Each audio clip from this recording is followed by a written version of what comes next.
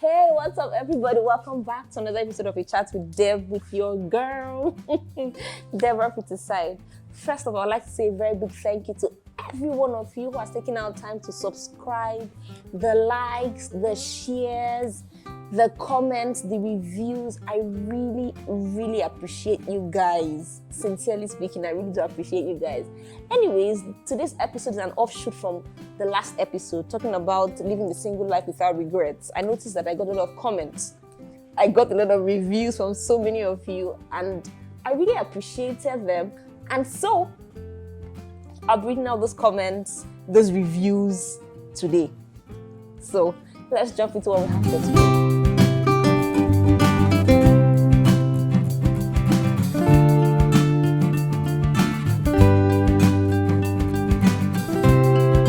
Okay, the first review or the first comment is from someone named Joshua. He said, the pressure these days is killing, which has led me to stupid, draining relationships I ran out of. Gladly, I survived. You know, a lot of people are going through, a lot of singles specifically, are going through pressure from family, from friends, around, so many of them. And I think it doesn't really make sense, because sometimes these people have so much expectations of singles. They expect that at this particular age, you should be married. And when you don't get married, they begin to pressure you and make it seem as if you are at fault, you are the reason for which you are single. They've not even sat back to ask the question as to whether you actually want to be married, or try to understand your point of view. You just go ahead to put the pressure. And people get into relationships that are toxic and relationships that are draining. It doesn't make sense. I think we should be a support system to other people and help them, especially the singles, and help them however we can to get the best out of being single, or not feel pressured as a result of being unmarried. Okay, the next comment said, the pressure is annoying, especially from family. Imagine coming to a family meeting after a stressful day, and the first thing you're hearing is, when would you give us grandchildren?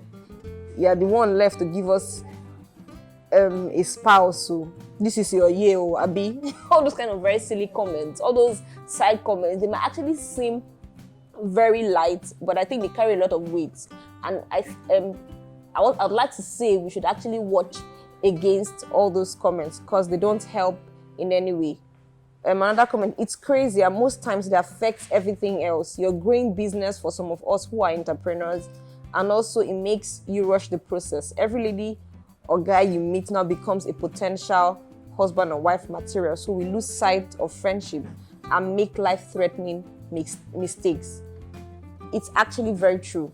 We don't, because of the idea or because of the mindset that we're in a stage where we're ripe for marriage or we should get married, we fail to make or to build meaningful relationships, to build meaningful friendships that can help us in the future, even when we are married. Everything about us is, if this person comes along, what if he's the one? What if she's the one? Imagine living in uncertainty. It doesn't help anybody. It's not healthy. And just like the person said, it's actually, same words, it's very unhealthy. I think we should do better.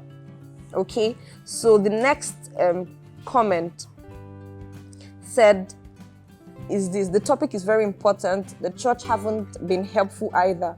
I really appreciate the emphasis on appreciating and making the most use of every stage of one's life. Usefulness to God, one's self, the church, family, society at large. Yeah, I think, like I said before in that episode, we should be useful to ourselves as singles, useful to the church, useful to our families, and get the best, get the most out of it.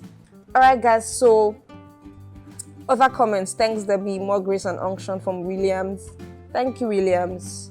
A certain Christian said, you just pointed it out there. It's time for, there's a time for everything, and people go crazy about the marriage set time. If that's correct, let me ask, is marriage constituted or ordained in the Bible? That's his first question. Of course, it is constituted and ordained in the Bible. And the very first marriage that took place in the Garden of Eden. God brought Eve into the life of Adam. I'm actually emphasizing on the bringing. God brought Eve into Adam's life after he had created her from his ribs. God brings people into our lives, and if we're very conscious of this fact, that at the set time, at the right time, He would bring our spouses into our lives, then we'll do things differently, we'll treat things differently. So I'm actually of the opinion that we should wait on God to bring the person into our life. So, of course, marriage is constituted by God and is ordained in the Bible.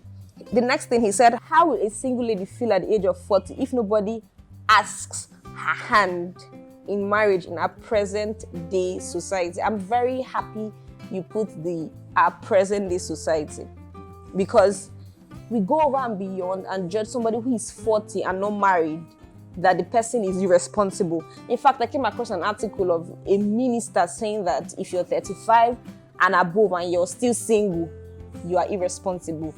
I don't think that's the right way of thought, and for a minister of God to say such a thing, it's not ideal.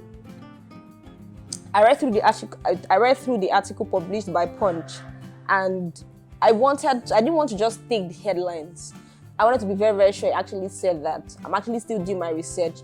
But if that's the kind of thoughts we have, especially coming from someone that is placed in such level of authority, it's actually known as, because in Matthew, like I'll talk about in the future, the Lord talked about how some were born to be eunuchs. Some decided to take up that responsibility of a eunuch by themselves. Some, by the level of the responsibility they occupy or the thing they want to do for God, they said, okay, I'm not going to be married. So would you now stay and say, if they're over 35 or if they're over 40 and they're married, they're irresponsible? That's not the right way of thought, and I think it should be corrected. However, and yeah, so that's how I answer that question. How will a single lady feel? First of all, let's ask her what she actually wants. Does she want to be married? If she wants to be married and she's not married at 40, if she's comfortable like that, then let her be. Mind your business and let her be. Okay? And I don't think they actually put pressure on a guy who is 40 to get married the same way they put pressure on a lady who is not married at 40. That's a topic for another day. We'll talk about it. Then he said, lastly, I partially agree with you that marriage is optional. Well, marriage is optional. Like you've seen from Matthew chapter 19. Let me just read Matthew 19, verse 11. He said, but he said unto them, all men, okay, I read from verse 10. His disciples said unto him, if the case of the man be so with his wife, it is not good to marry.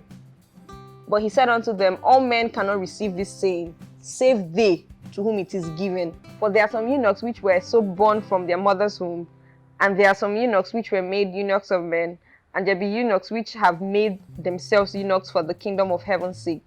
He that is able to receive it, let him receive it. So, marriage is actually optional, like we've read from Matthew chapter 19. So, nobody should put anybody under any pressure, whatever. So, I'll read other comments. Very much on point. Well done, Debbie. From Chogu. Hi, Chogu. From Endutimi. Nice. Thank you. From Promise. Very thoughtful of you, dear. Happy weekend. Same to you. Blessing. Thanks so much for this. More grace. Sydney, on point. Well done. So guys, thank you so much for all your reviews, for your comments. I really, really appreciate you guys. If you enjoyed this video, don't forget to give it a thumbs up. And if you haven't subscribed, I'm begging you, please subscribe before YouTube tells me to pack my load and jackpot. Thanks so much, and see you in my next episode. Bye. Please don't forget to turn on the notification bell just by the subscribe button so you'll be the first to know when I make any new post. Have a very wonderful day and a blessed week. Bye for now.